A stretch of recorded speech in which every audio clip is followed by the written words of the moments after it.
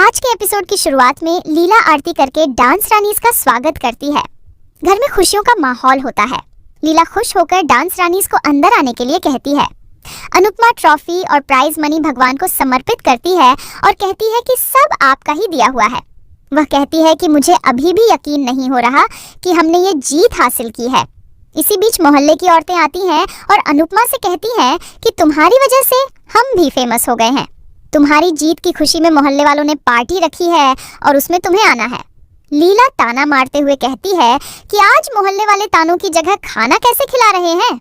अनुपमा उन्हें भरोसा दिलाती है कि वह पार्टी में जरूर आएगी। अनुपमा उसे वोट देने व इतना प्यार देने के लिए सबका आभार व्यक्त करती है। इसके बाद भारती भावुक हो जाती है। अनुपमा उसे संभालती है। भारती अनुपमा को धन्यवाद करती है और कहती है कि अगर आप नहीं होती तो हम सब ये सपना ना तो देख पाते और ना ही पूरा कर पाते। भारती मनोहर जी को भी धन्यवाद करती है और कहती है कि आपने बिना गुरु दक्षिणा लिए हमारी डांस रानीज के हुनर को तराशा है। मनोहर जी कहते हैं कि हमें गुरु दक्षिणा मिल चुकी है। शिष्या जब अपने काम में विजयी होती है तो गुरु के लिए वही सबसे बड़ी गुरु दक्षिणा होती है। तुम सबने हमें सार्थक बना दिया है। भारती डांस रानीज को धन्यवाद करती है कि उन्होंने उसकी सर्जरी के लिए इतनी मेहनत की है। अनुपमा कहती है कि हम सब एक परिवार हैं। जसप्रीत भारती से कहती है कि अब रोना बंद करो और जल्दी से बेस्ट हॉस्पिटल देख लो ताकि हम तुम्हारा इलाज करा सके। अनुपमा भी भारती को हिम्मत देती है कि अब वह अपने पैरों पर खड़ी होकर उनके साथ डांस करेगी। अनुपमा कहती है कि हमारा सपना सिर्फ कंपटीशन जीतना नहीं था, उससे बड़ा सपना तुम्हें अपने पैरों पर खड़े होते हुए देखना था। इस मुकाबले में हिस्सा लेने की वजह तुम ही थी। इसके बाद अनुपमा कहती है कि मुझे उस खास इंसान को भी धन्यवाद बोलना है जिसके आते ही मेरे जीवन की सारी मुश्किलें गायब हो जाती है, जो उस समय मेरे जीवन में आती है जब मुझे उसकी सबसे ज्यादा जरूरत होती है। अनुपमा देविका को धन्यवाद करती है। सरिता भी देविका को धन्यवाद देती है कि उसने आखिरी वक्त पर टीम का साथ दिया। जसप्रीत कहती है कि आपने दूसरी टीम के साथ जो लड़ाई की थी वो देखकर मजा आ गया। देविका कहती है कि मैं हर तरीके के मुकाबले के लिए तैयार रहती हूँ। देविका सभी का आभार मानती है और कहती है कि ये तो शुरुआत है, अभी आप सबको बहुत आगे जाना है। सभी खुश होते हैं। दूसरी तरफ पराग राही से पूजा करने के लिए कहता है। राही भगवान की आरती करती है। उसे पुरानी बातें याद आती है कि किस तरह प्रेम और पराग ने उसके लिए डांस एकेडमी खोली थी। उसे एकेडमी में अपनी डांस प्रैक्टिस याद आती है। पराग भी यही बातें याद करता है। इसी बीच राही आरती छोड़कर वहां से चली जाती है। प्रेम उसके पीछे जाने लगता है, लेकिन पराग प्रेम से कहता है कि राही को अकेला छोड़ दो, रोने से उसका दुख का बोझ कम होगा। राही सपने में खुद को जीतते हुए देखती है और काफी खुश होती है।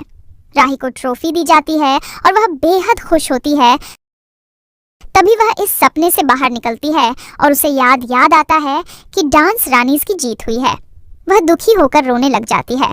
दूसरी तरफ अनुपमा अनुज को फोटो को ट्रॉफी दिखाती है और अनुज से कहती है कि आपकी अनुपमा जीत गई है। अनुपमा को राही का फैसला याद आता है कि वह डांस एकेडमी बंद कर रही है। राही की बातें याद करके अनुपमा दुखी हो जाती है। वह कहती है कि मेरे जीवन में जीत हमेशा हार की उंगली पकड़कर ही क्यों आती है। आज अनुपमा तो जीत गई, लेकिन मेरे अंदर की माँ हार गई। क्या दोनों एक साथ नहीं जीत सकती? जैसे दुख अकेले आता है वैसे सुख अकेले क्यों नहीं आ सकता? अनुपमा कहती है कि देविका भी सही कह रही है, इस जीत पर सबके साथ मेरा भी अधिकार है। मैं सबके साथ सेलिब्रेट कर रही थी, लेकिन बार बार राही का चेहरा मेरे सामने घूमता है। पता नहीं राही क्या कर रही होगी, शायद वो रो रही होगी और मुझ पर गुस्सा हो रही होगी। अनुपमा अनुज को बताती है कि राही ने डांस छोड़ने का फैसला किया है, आप उसे समझाइए और बुद्धि दीजिए। अनुपमा भावुक होकर कहती है कि माँ का दुख मेरे अकेले का है, लेकिन जीत की खुशी पर सबका अधिकार है। अनुपमा सबके साथ पार्टी करने का फैसला करती है। इसके बाद अनुपमा मंदिर में ट्रॉफी रखती है और देविका के साथ मोहल्ले की पार्टी में जाने का फैसला करती है। तभी पाखी आती है और ताना मारती है कि उम्र का लिहाज कर लो, जितनी पार्टी आप इस उम्र में कर रही हो उतनी पार्टी तो लोग जवानी में भी नहीं करते। क्या पूरे महीने आपकी पार्टी ही चलने वाली है? यह सुनकर देविका और अनुपमा हंसने लग जाती है। पाखी हैरान हो जाती है और कहती है कि क्या जीत की खुशी में आप पागल हो गई हो?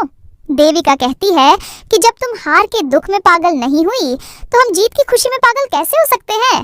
देविका पाखी से कहती है कि मेरा फोन लेकर हमारी फोटो खींचो, क्योंकि हमें मीडिया को फोटोज भेजनी है।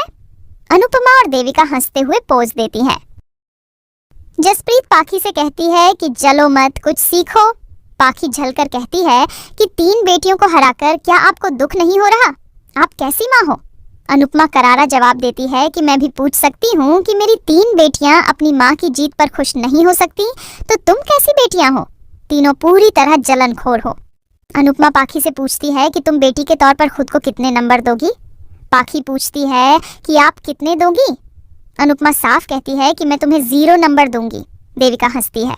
अनुपमा कहती है कि मुझे तो मेरी औलादों की वजह से रोने की आदत पड़ गई है, लेकिन मैं भगवान से यही प्रार्थना करूंगी कि पाखी जैसी निक्कमी, नाकारा, खुदगर्ज, बदतमीज और झूठी औलाद किसी को भी मत देना।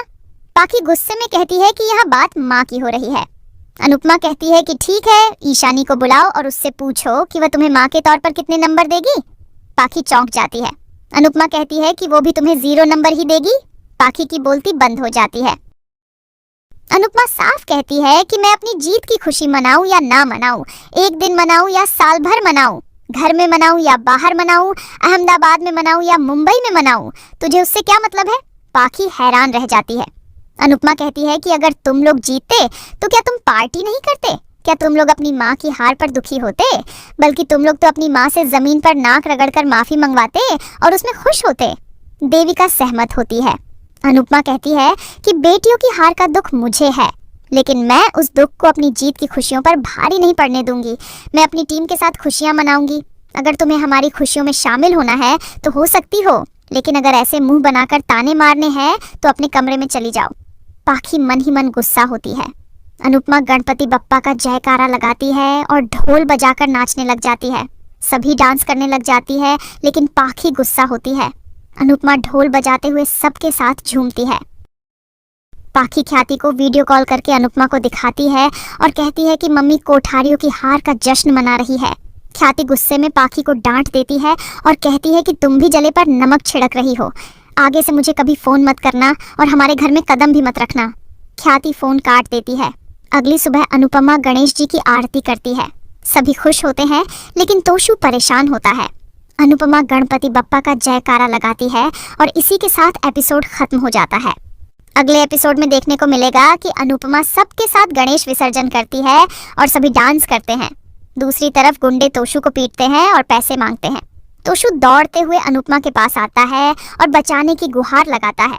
अनुपमा गुस्से में कहती है कि तुम नहीं सुधरने वाले हो, अब तुमने क्या किया है? तभी गुंडे वहां आते हैं और अनुपमा पर बंदूक तान देते हैं।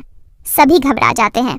आज का एपिसोड आपको कैसा लगा हमें कमेंट करके ज़रूर बताएं। साथ ही ऐसे ही डेली अपडेट्स के लिए इस वीडियो को लाइक करें और हमारे चैनल को सब्सक्राइब ज़रूर करें।